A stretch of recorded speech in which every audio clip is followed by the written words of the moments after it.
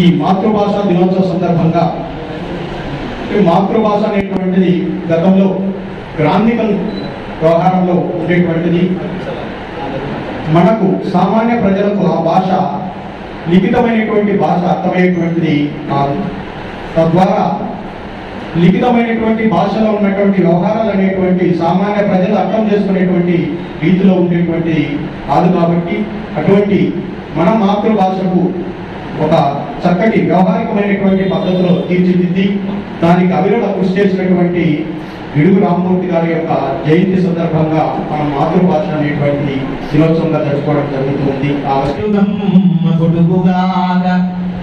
గిడుగు రామ్మూర్తి తెలుగమ్మ గొడుగుగాక అడుగు వేసెను తెలుగమ్మ ఆంధ్రలోన అడుగు వేసెను తెలుగమ్మ ఆంధ్రలోన వడ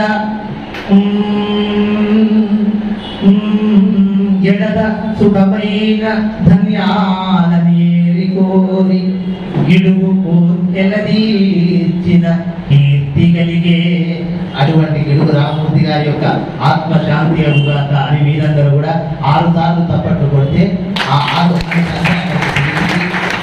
తెలుగు భాష నన్నయ్య వాగ్ అనుశాసనుడు గడపలోనే దొరికింది సిద్ధించింది చెప్తున్నాను. దాన్ని ఆస్వాదించకపోతే మనకు ఆ యొక్క మధురానుభూతులు కలుగుతుంటాయి. దాని తెలివి లేని మూర్తులు అర్థం చేసుకోలేక ఈ రసాన్ని పాదరసంలో వాళ్ళ ప్రాణానికి పాదరసం అయిపోయింది. కాబట్టి దయచేసి మాతృభాషను తెలుగు భాషను అందరము పలకరింపులో కానీ ఎక్కడన్నా ఉత్తరాలు రాయడంలో కానీ ఒకరికొకరు సంస్కృతి పరంగా ఇట్లా అనకుండా నమస్కారం బాగా వస్తూనే మనం నమస్తే సార్ నమస్తే అని పలకరింపుతో మనం ప్రారంభించుకుంటే బాగుంటుంది అని నా భావన. సో ఇవన్నీ తర్వాత మనం చర్చించుకోవచ్చు. సమయం బాగుంది. నాకు కూడా వృత్తి రేపు పెన్షన్స్ పనిచేయటువంటి అంటే ప్రభుత్వం చేశాడు. అంతేకాకుండా దుర్గా ఉపాసకులు వారు పండిత పాపలు నిర్వహితంగా బ్రహ్మాలు చేశారు. అందరికీ చేస్తారు.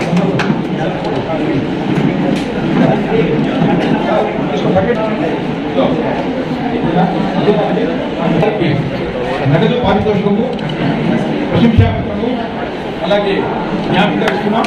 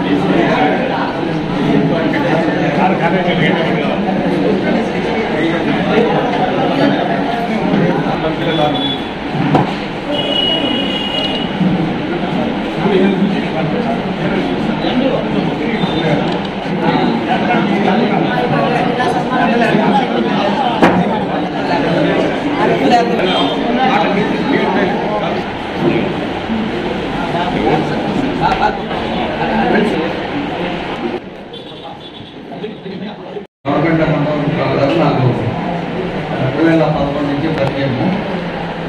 ఇప్పటి నుంచి ఆయన కవయిత్రి మూల గారి సాహిత్య పీఠానికి అధ్యక్షులుగా ఉంటూ మన జిల్లాలో విస్తృతంగా కార్యక్రమాలు చేస్తున్నారు. ఆయన గురించి నాకన్నా మీకు అందరికి కూడా ఎక్కువ తెలుసు. ఆయన ఈ ప్రాంత వాసి కాబట్టి అదే అందులో భాగంగా ప్రతి సంవత్సరము జిల్లాలో కడపలో కూడా ఆయన కార్యక్రమాలు చేస్తుంటారు. కనీసం నేను పెళ్లివారి మండలంలో ఉంటే అక్కడ కూడా వచ్చి అక్కడ కూడా ఆయన కార్యక్రమాలు కొనసాగించారు.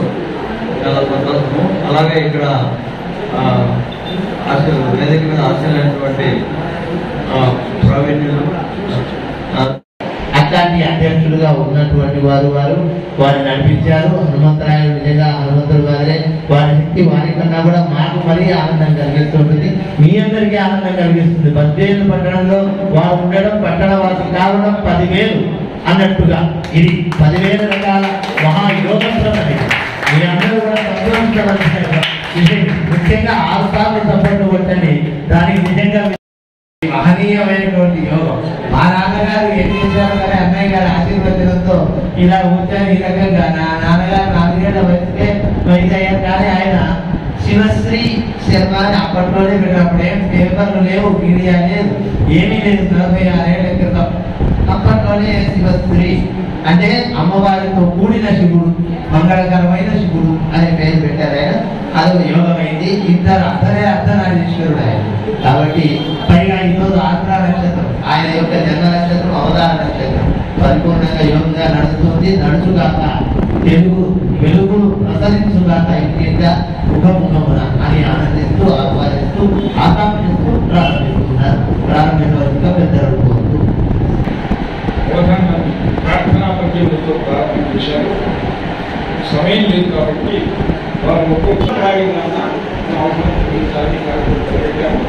ఇప్పుడు మనం నిషేధాక్షని తీసుకోవాలి. కానీ నిషేధం అంటే నిషేధం అశుభశించడం కదా. కాబట్టి దత్తపదితో ప్రారంభం చేస్తున్నాం. దత్తపది అంటే దత్త అంటే ఇవ్వడం, దత్త అంటే ఇవ్వడం, దత్తాత్రేయుడు ఇవ్వడం. దత్తపది అంటే పదములను ఇవ్వడం.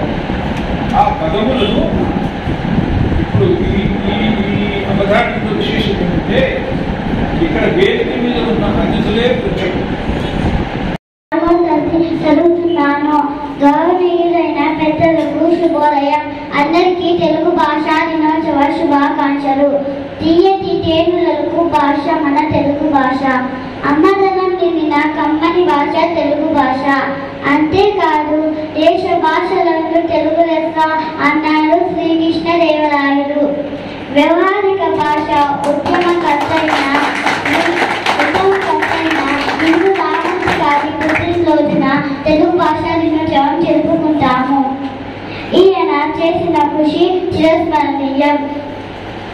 పరభాష వ్యామోహంలో మన భాషను మరవకూడదని, మన భాష గొప్పతనాన్ని చాటారు. మనం ఈ తెలుగు భాషా దినోత్సవం ప్రతి సంవత్సరం ఆగస్టు 29న జరుపుకుంటాము. మనం ఎలాగైతే మన తల్లిని గౌరవిస్తామో అలాగే మన మాతృభాషను కూడా అలాగే గౌరవించాలి. మన భాషలో ఎన్నో గొప్ప వాళ్ళు రాసిన కథలు, రచనలు, పద్యాలు, కథలు ఎన్నో